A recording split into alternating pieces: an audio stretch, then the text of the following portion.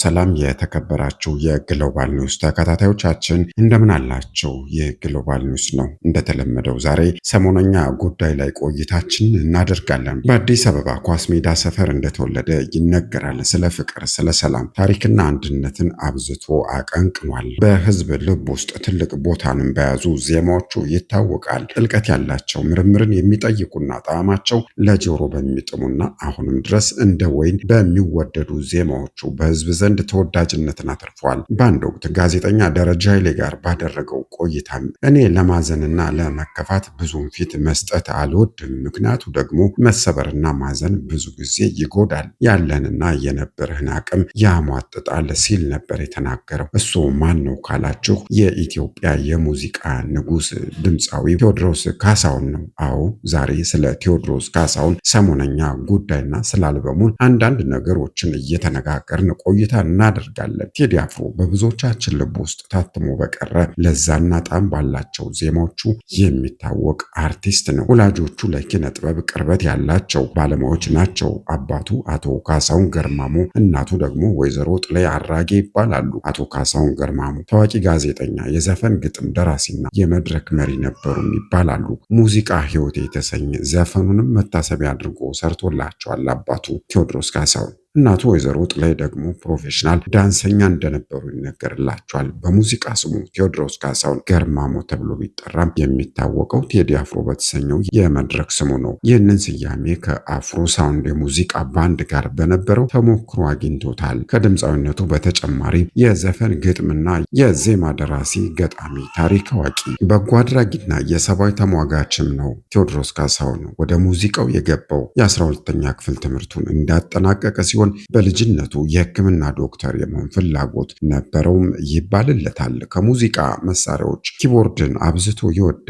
ከዛም በተጨማሪ ግን የተለያዩ አኩስቲክ የሙዚቃ መሳሪያዎችን በመድረክ ላይ ባንዶቹን አጅቦ የመስራት ልዩ ተሰጥኦ እንዳለውም ይነገርለታል። በአልበሞቹም ከፍተኛ ሽያጭ በማስመዝገብ በመላው ዓለም በርካታ ኮንሰርቶች በመስራት በሀገር ውስጥ በሚሰራቸው ኮንሰርቶች ከፍተኛ ታዳሚ በማግኘት እንደዚሁም በሙዚቃ ኢንዱስትሪው ከፍተኛ ተከፋይ በመሆን ግንባር ቀደም ተጠቃሽ ነው። ስመገናና ዓለም አቀፍ ሚዲያዎች ሳይቀሩ የአፍሪካ ሬጌ ሙዚቃ ንጉስ እያሉ ያሞካሹታል። በእንግሊዙ ቢቢሲ፣ በቻይናው ሲሲቲቪ፣ በአሜሪካ ዋሽንግተን ፖስት በሙዚቃ ስኬቱ ላይ ሰፋ ያሉ ዘገባዎችም ተሰርተውለታል። በአፍሪካ በተለይም በምስራቅ አፍሪካ ተጽዕኖ ፈጣሪነቱና በሬጌ ሙዚቃ ስልት ምርጥ ስራዎች ካሏቸው ሙዚቀኞችም ተርታ ቴዎድሮስ ካሳሁን ይሰለፋል። ፍቅር ያሸንፋል በሚለው መርሁ የሚታወቅ ነው። ከሙዚቃው ባሻገር የግጥም መጽሐፍ ለህትመት ማብቃትም ችሏል። የሎሬት ጸጋዬ ገብረመድህን የልብ አድናቂ ሲሆን የሥነ ጽሑፍ ችሎታውን አስተሳሰቤን የቀየሩ ናቸው በማለት በአንድ ወቅትም ምስክርነቱን ሰጥቷል። ጥቁር ሰው በሚለው አልበሙ ይህንን አድናቆትን በሚያረጋግጥ መንገድ በባለቅኔው የግጥምና ንባብ በመታጀብ ምርጥ ሙዚቃም እንደሰራ ይታወቃል። በአጠቃላይ 7 አልበሞችን በካሴት፣ በሲዲ፣ በዲቪዲ እና በቪሲዲ በመስራት ለገበያ አቅርቧል። የመጀመሪያ አልበሙ አቦጊዳ በሚል በ1993 ዓ.ም በናሆም ሪከርድስ የታተመ ነበረ። ሁለተኛ የአልበም ስራው ደግሞ በ1996 ዓ.ም ላይ በኢቫንጋዲ ፕሮዳክሽን ለገበያ የበቃው ታሪክ ተሰራ ነው። ታሪክ ተሰራ በኢትዮጵያ የ10,000 ሜትር አትሌቶች የቡድን ስራ በመማረክ በአንድ ሌሊት ተሰርቶ በማግስቱ በኤፍኤም ሬዲዮ በመለቀቅ ከፍተኛ አድናቆት ያተረፈ ነጠላ ዜማ መሆኑ የሚታወቅ ነው። በ1997 ዓ.ም ሶስተኛ አልበሙ ያስተሰርያል በሚል ርዕስ በናሆም ሪከርድስ ለመታተም በቅቷል። በ1998 ዓመተ ምህረት ደግሞ ቤስት ኮሌክሽን ናሆም ቮሊዩም 14 ተብሎ በናሆም ሪከርድስ አሳታሚነት በተለያዩ ጊዜያት የሰራቸው ነጠላ ዜማዎች ተሰባስበውበት አራተኛው አልበሙ ለገበያ ቀርቧል። ሌላው ጥቁር ሰው በሚል በአዲካ ሪከርድስ አሳታሚነት ለገበያ የቀረበው አልበሙ ሲሆን ጥቁር ሰው ለአሳታሚው አዲካ ሪከርድስ በ4.6 ሚሊዮን ብር መሸጡም በኢትዮጵያ የሙዚቃ ኢንዱስትሪ ሪከርድ ሆኖ ተመዝግቧል። ይህ አልበም በመጀመሪያው ማለትም በቴፕ ካሴት 300 ሺህ እንደዚሁም በሲዲ 500 ሺህ ቅጂዎች መሸጡና ከ15 ሚሊዮን ብር በላይ ገቢ ማስገኘቱ በሙዚቃው ኢንዱስትሪ ክብረ ወሰኖች ሆነው የተመዘገቡ ሆነዋል። ቴዎድሮስ ካሳሁን የቢልቦርድ ሰንጠረዡን በአንደኝነት የተቆጣጠረው ኢትዮጵያ የተሰኘ አልበሙን ባወጣበት ወቅት ነበረ። ገበያው ደርቶለታል። በተለያዩ ጊዜያት በሚወጡ ነጠላ ዜማዎች ስኬቱም ይታወቃል። ነጠላ ዜማ ሲወጣ አገር ይንቀጠቀጣል፣ አገር ይቅበጠበጣል፣ አቧራም ይነሳል። ይህ ደግሞ በኢንዱስትሪው ምርጥ ብቃት እንዳለው የሚያረጋግጥ ነው። እንደ ማስረጃ በተለያዩ ጊዜያት የተለቀቁ ነጠላ ዜማዎችንም መጥቀስ ይቻላል።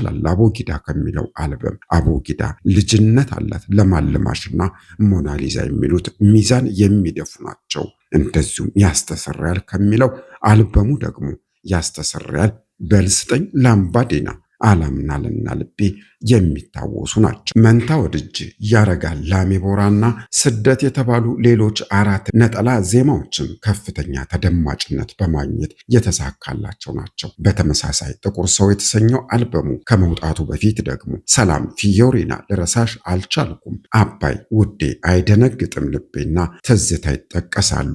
70 ደረጃና ኮርኩም አፍሪካ ደግሞ እጅግ በጣም የተሳካላቸው ነጠላ ዜማዎቹ እንደሆኑ ይታወቃሉ። በማህበራዊ ሚዲያዎች ከኢትዮጵያ ዝነኛ ሙዚቀኞች የሚስተካከለው የለም ብሎ መናገር ለቴዲ አፍሮ ድፍረት አይሆንም። ኢትዮሪካ ሰሞነኛ ወሬ ነው። ኢትዮሪካ የሚል ስያሜ የተሰጠው ይህ ብዙዎች በጉጉት የሚጠብቁት አዲስ አልበሙ እንደተለመደው ከፍተኛ ተስፋና ጉጉት ተጥሎበታል። በመላው የሙዚቃ አፍቃሪያን ዘንድ በከፍተኛ ጉጉት ሲጠበቅ የቆየው የድምፃዊ ቴዎድሮስ ካሳሁን ቴዲ አፍሮ 5ኛ ስቱዲዮ አልበም የሆነው ኢትዮሪካ 888 በሚል በነገው ዕለት ለሙዚቃ አፍቃሪያንና አድናቂዎቹ ጆሮ ይደርሳል። ቀደም ሲል ለዳግማዊ ትንሣኤ ዕለት ይወጣል ተብሎ ቀጠሮ ተይዞለት የነበረ ቢሆንም የቀን ቅያሬ ተደርጎበት ነገ ሐሙስ ሚያዝያ 8 ቀን 2018 ዓ.ም ከቀኑ በ8 ሰዓት ላይ ለታዳሚው የሚደርስ ነው። ይህ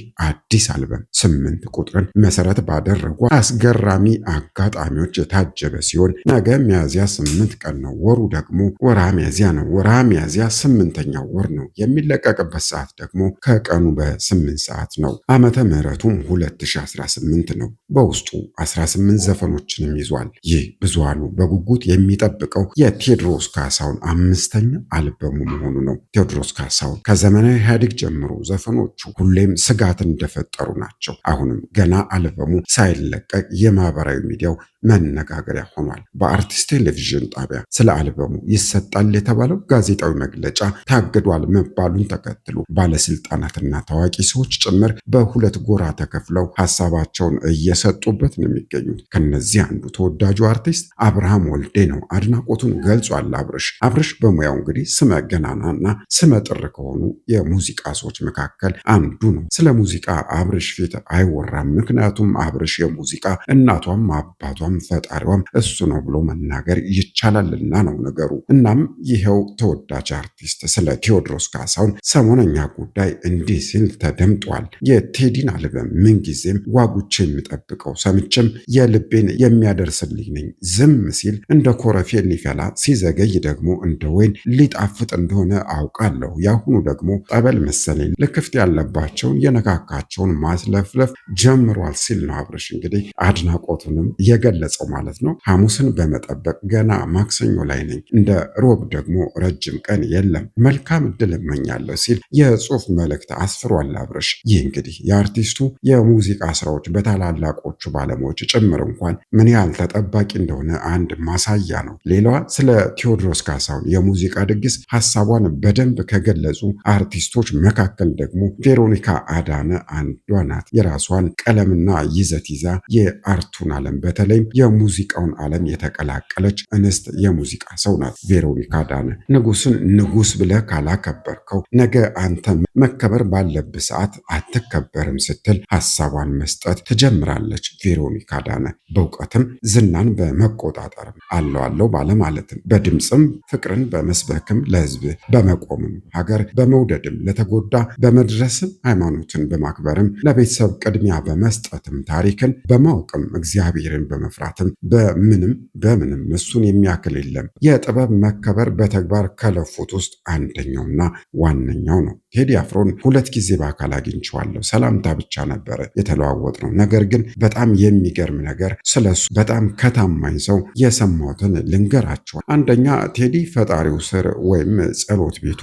ተንበርክኮ የሚውል ሰው ነው። ሁለተኛ ምናልባት የዛሬ 2 ዓመት አልበሙ ይወጣ ነበረ። ነገር ግን በተደጋጋሚ ብዙዎቻችን አልበም ያወጣንበት ሰዓት ስለነበረ ማናችንም ላይ ላለመደረብ ቆይ ይልቀቁ ሲል አንዱ ሲያወጣ ጠብቆ ደግሞ ሊለቅ ሲል ሌላው ሲያወጣ ሲጠብቅ ሌሎቻችን ስናወጣ እኛን ላለማስከፋት እኛ ላይ ደርቦ የብዙዎቻችንን ስራ እንዳይበላሽብን ብሎ ሲያከብረን ነበረ። አሁን የሱ ሰዓት ነው። መልካሙን ሁሉ እንመኝላለን አንተ ቅን ሰው በማለት ነው የቴዲ አፍሮን ሙዚቃ በጉጉት እንደምትጠብቀው የገለጸችው። ቴዲ በስብዕናው በአስተሳሰቡም ባለው አመለካከትም የብዙሃኑን ቀልብ የሳበ አርቲስት ነው፣ ዘፋኝ ነው፣ የሙዚቃ ሰው ነው። ቴዲ ሁሉንም ነገር ሲያወራ ያምርበታል፣ ሚዛንም ይደፋለታል፣ የሚናገረው ሁሉ ያምርለታል። በሰው ፊት ወቅትና ጊዜን ጠብቆ መቼና የት ምን ማለት እንዳለበትም ያውቅበታል። አሁን ላይ ስሙን መጥቀስ የማልፈልገው የቅርብ የስራ ባልደረባይን ሐሳብ ልጨምርላችሁ እዚህ ላይ